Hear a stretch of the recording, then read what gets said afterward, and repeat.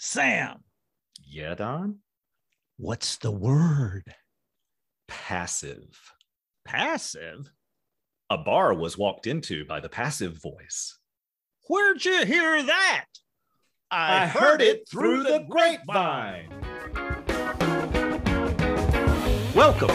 It's the AA Grapevine half-hour variety hour, featuring the collected voices of Alcoholics Anonymous. I'm Don, an alcoholic in Greensboro, North Carolina.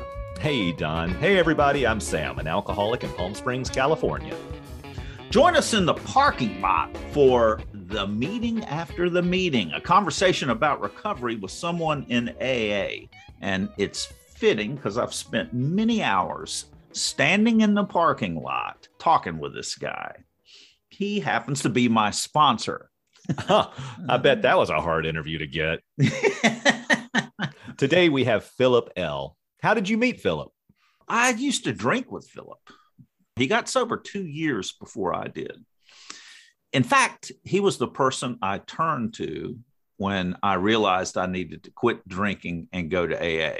Well, I realized I needed to quit drinking long before that, but suddenly one day I decided the gig's up. I have to go to Alcoholics Anonymous. I can't do this anymore. And he's the person I called. Phillip is an artist and I'm an artist. And so, you know, I could identify with him and I could trust him because he was an artist. So he was an outsider like I am. Because all artists are trustworthy, right? Yeah, completely trustworthy.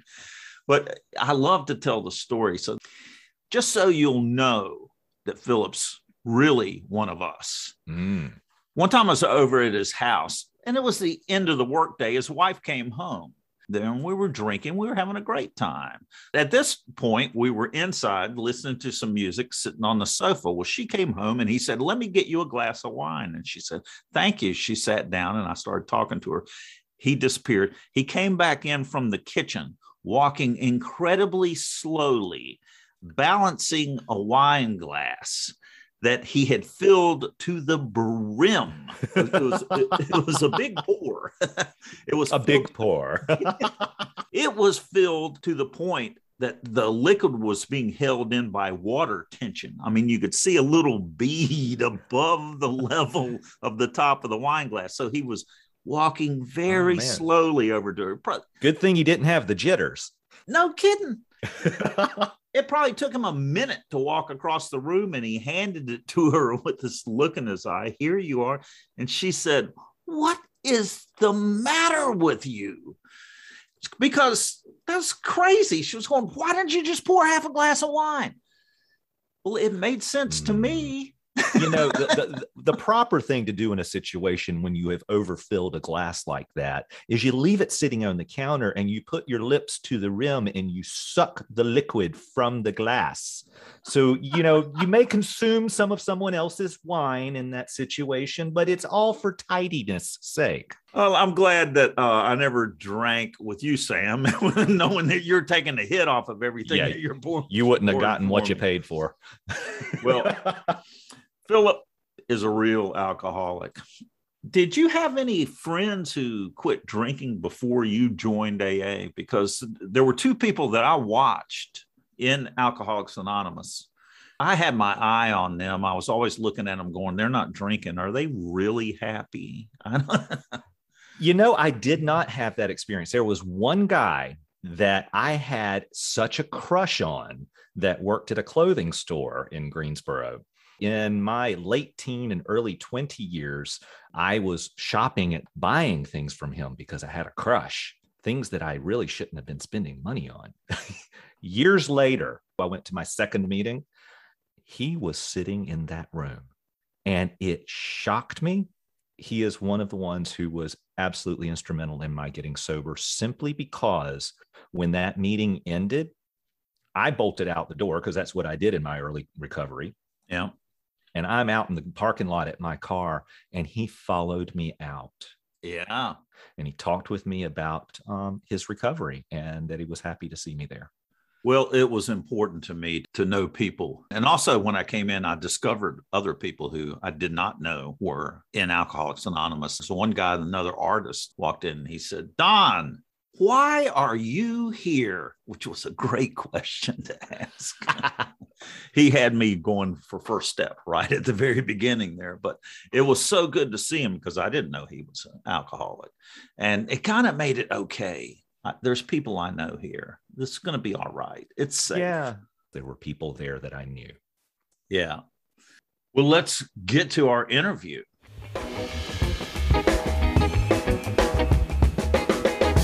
Hi, my name is Phillip L. I'm an alcoholic, and I'm from Greensboro, North Carolina. Hey, Phillip. I am so delighted to be here. This is a special day for me. It is a special day. When did you get sober? August 15th of 1992. Whoa. Which is today, Sam, if you didn't know. Well, no, this is August 15th, 2021, Don. Oh, that's not right. 1992. That's right. The passage of time. Congratulations, Phillip.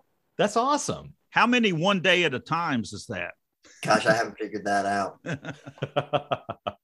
Have you changed from when you first came to AA? Would you say that your approach to life is slightly different than it was when you walked into the rooms of Alcoholics Anonymous?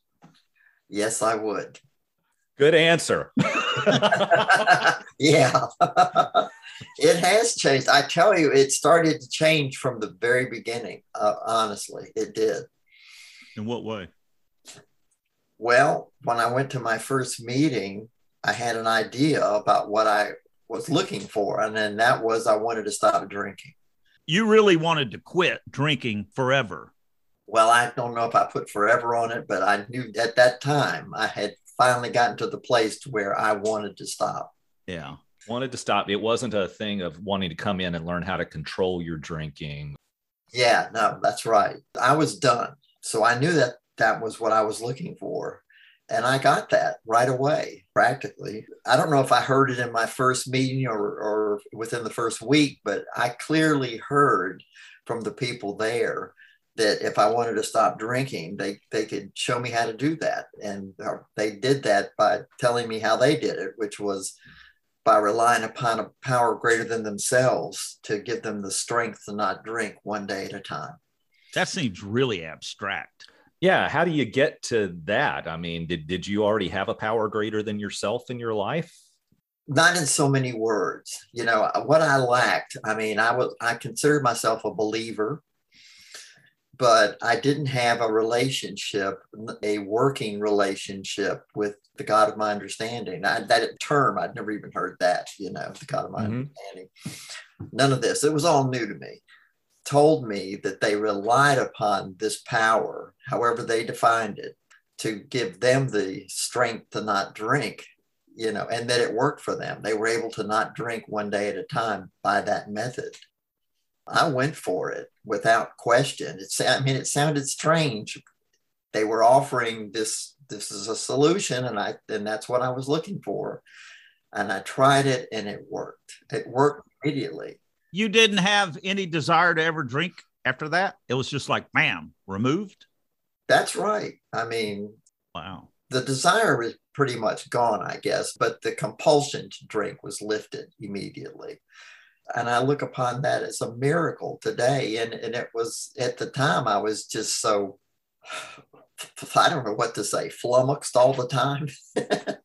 I was just sort of a fuzzball in my brain.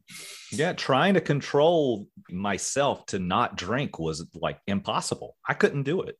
I knew I couldn't do it. I had finally realized that I was going to drink every day, whether I chose to or not. I didn't, it was just something that was going to happen. And it actually scared me for the first time. I had been afraid before. If I thought about not being able to drink, that would bring on an anxiety attack. Like, how am I going to live without alcohol? Yeah, because it was a solution, right? Exactly. But it had stopped working. And I knew that I had no choice or control over whether or not I was going to drink. And it just really scared me. And I thought, I'm completely out of control. There's nothing I can do. Help. You know, I was desperate. And when AA was suggested to me by my therapist, I didn't argue with him or say anything. I just went, yeah. He said I was a a perfect candidate for AA, you know. That's how Had he you put heard it. of AA before? I guess, but I didn't know one thing about Alcoholics Anonymous and really didn't know a thing about alcoholism. Well, so what you're describing is, it sounds like a spiritual experience that you had right at the very beginning. Yeah. Did you then struggle at all with sobriety, or was it just everything laid out for you? Somewhere in between. I mean, I didn't struggle because I just came in completely whipped. I mean, I was meek and I was ready. If I look back over my whole life, when I've sort of been pushed up against the wall by circumstances, if somebody offered me a solution to that, I would meekly take the solution, you know, and just follow directions. And they offered something, I took it and I embraced it. And everything they said, everything that I heard, everything that was offered, I would take it right on board. I was just like a tabula rasa, man. I was just like blank. Wow.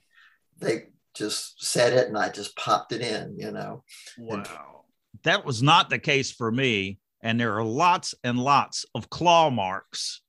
In fact, there were claw marks all over my sponsor from me fighting. So I struggled against a lot of the things. And it would come back to, you need to be willing, Don. And, you know, you can go back out and drink again. And, you know, I heard that. And it's like, right. Well, no, I don't want to do that. I just want to argue. I just didn't have those problems. I was ready.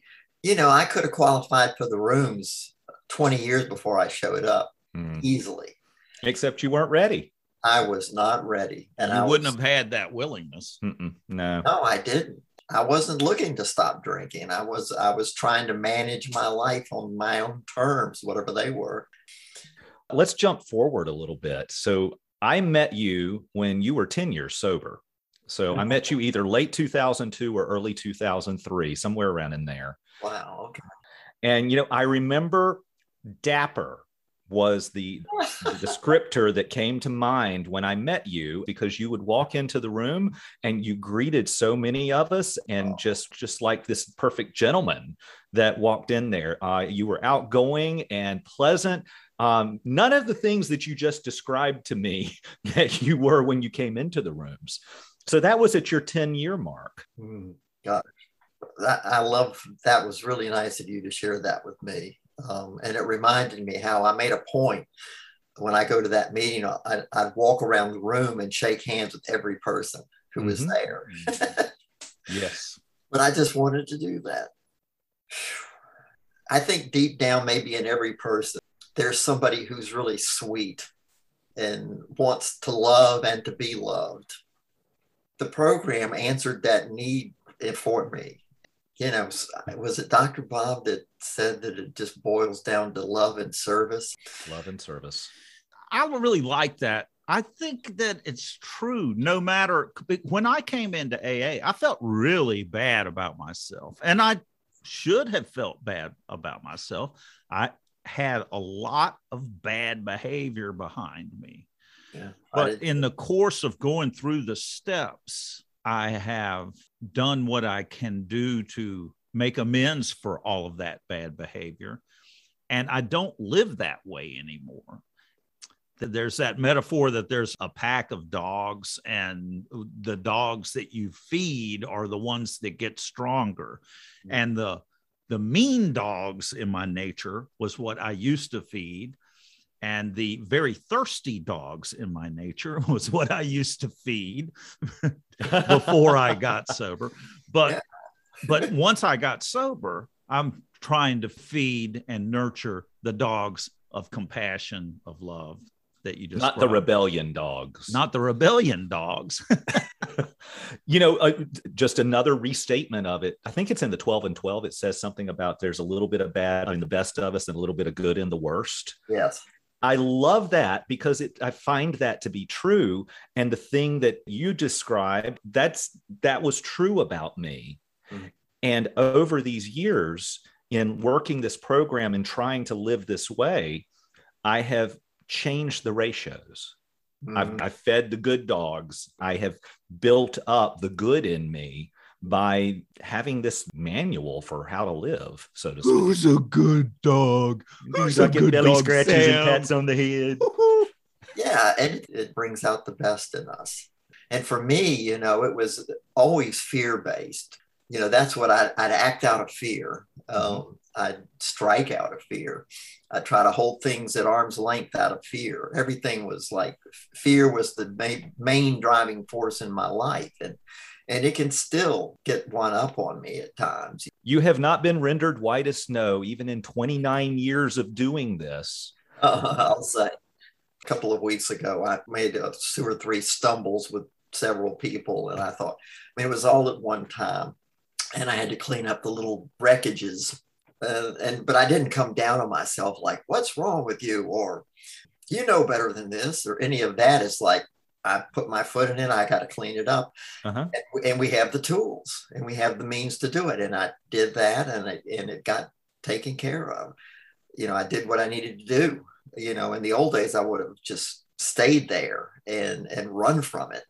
Waited for it to go away. Oh, yeah. Yeah, hopefully. Wait for it to go away while it just sits over in the corner and festers and gets moldy and grows all kinds of, yeah, exactly. And, you know, today we can just head it off, just come at it head on and say, this has got to be dealt with now. Let's do it.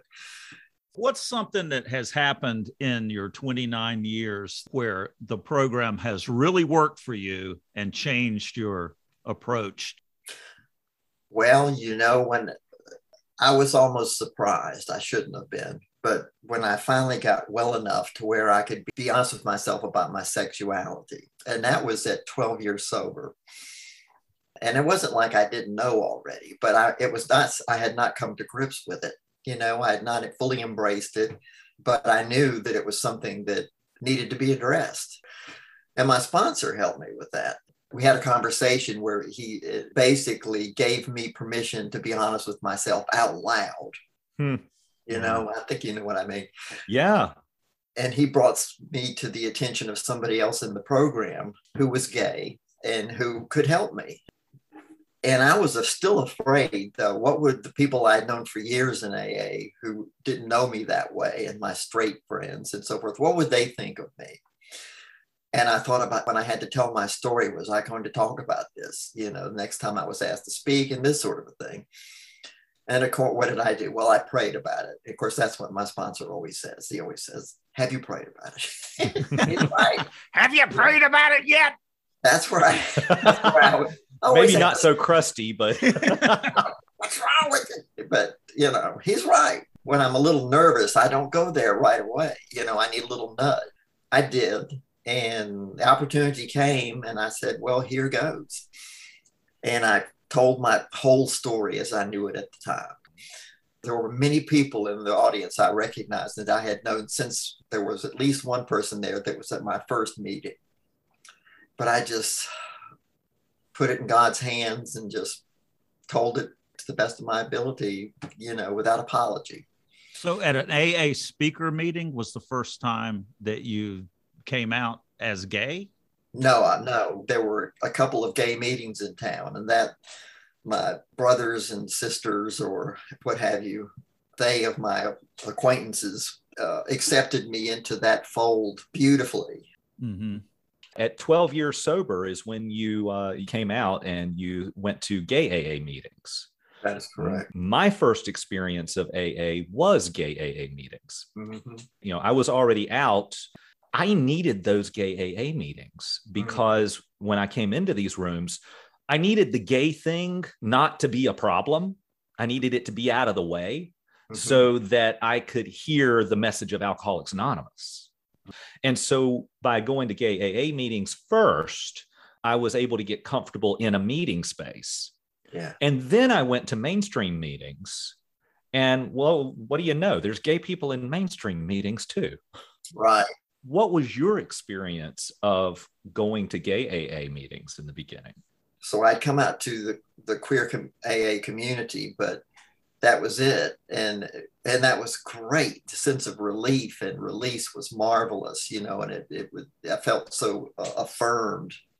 And to this day, I call it like, you know, it was a second birth in recovery for me. It really was. So, and after the meeting, everybody came up to me and shook my hand and gave me hugs. And I felt fully accepted. But then I thought, gosh, this is really what AA is. These people are really practicing AA. Yeah. And loving me as I am. You know, it wasn't like done in a half-baked or embarrassed way. It was just full on, we love you. I felt a tremendous amount of love. The steps allow for my insides and my outsides to match. Yeah. That needs to happen. That's integrity. I agree. It needs to happen. Yeah, it absolutely. And that's a huge, huge gift, because there was such a difference before I got sober. You know, I had my public selves, and then I had my hidden selves. I wasn't comfortable anywhere. Our secrets keep us sick. Mm-hmm. Particularly when we hold on to big secrets that prevent me from being open and honest and truly myself with other people. That absolutely keeps me sick. You are so right. I didn't know that consciously. So much of AA wisdom, I had to have an experiential realization.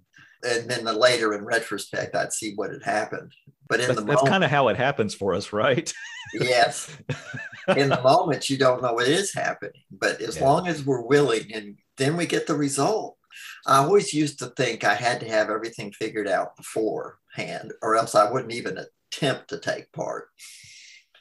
I mean, that's like a non-starter right there. You can't do anything. You're singing my song. Yeah. But it's like to talk about fear. Yeah. And that was the fear-based paradigm out of which I lived.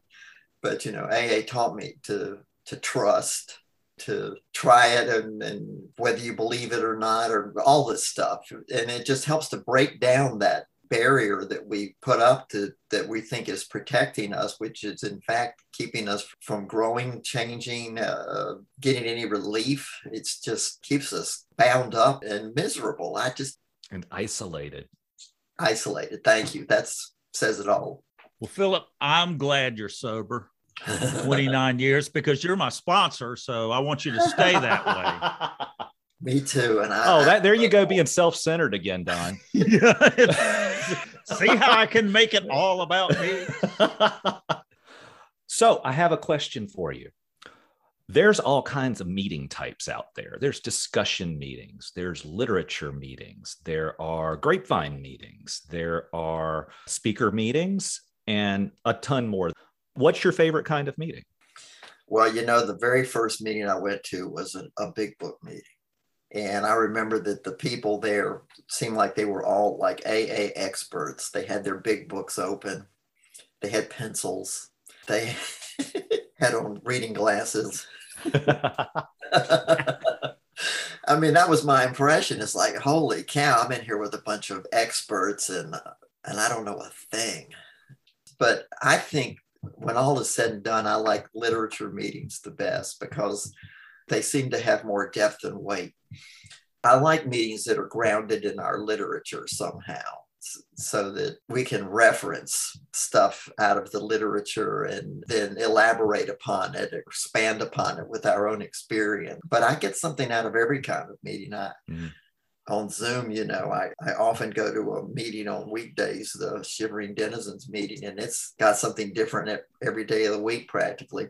I like all the types of meetings, even discussion meetings, as long as there are people in the meeting who have long-term sobriety and can keep the discussion focused on the principles of Alcoholics Anonymous, because they can go off the rails otherwise. Yeah, discussion, which is one of the reasons I've always offered to folks who were new and were starting to chair meetings, chair literature meetings, because a literature-based meeting, you can always bring it back to the book. But, you know, in speaker meetings, for many, many years, I went to a speaker meeting every single Sunday night.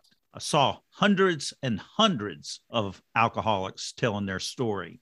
And what I learned from that that I don't think I could have gotten any other way was that it makes no difference how I was raised. I'm an alcoholic, and if I'm an alcoholic, I'm going to develop a drinking problem that's going to destroy my life. And I will blame whatever it was. So if I was raised with the most wonderful, loving, supportive, nurturing parents in the world, and once I start drinking, I'm an alcoholic. If I was raised with the worst parents in the world, abandoned, whatever, once I start drinking, I'm an alcoholic. And I did not know that. It is a disease. Alcoholism is a powerful equalizer. Oh, that's true. So there's a lot to be said for newcomers going to a speaker meeting to be able to identify, if they go and identify in rather than identify out. Yeah. Well, and there, as a newcomer, I went to speaker meetings a lot. Now, not every speaker did I relate to all, super strongly, but I related to parts along the way. But I got to hear the whole arc too. I got to hear the mess, and then that period of crisis when something changed and they started getting sober. And then I got to hear what life in sobriety is like. Mm-hmm. So that was a really cool and attractive experience. Mm-hmm. Yeah, I'm in a meeting now where we're reading the stories in the big book. That's the trajectory, of course, of every story. And I always love it every time. Well, my favorite meeting of all the meetings are the birthday meetings where there's cake. And I wish that it was on Zoom. We have cake for you, Phillip, for your anniversary, but thanks for being here. Oh, you're welcome, Don. Thank you both. Thank you, Sam.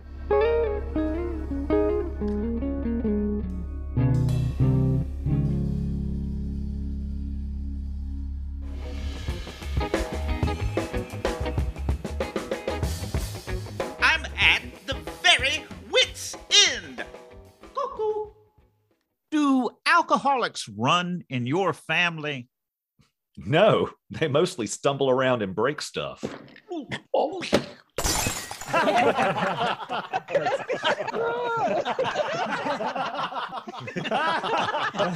It's really not that funny. Thanks for joining us. The AA Grapevine Half Hour Variety Hour is posted every Monday and is produced by AA Grapevine, Inc. We don't speak for AA as a whole. We share the experience, strength, and hope of members to help others recover from alcoholism.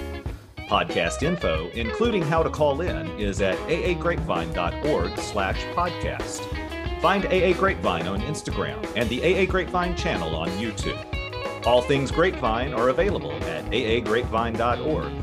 If you want to know more about AA, Google Alcoholics Anonymous and your city or visit aa.org.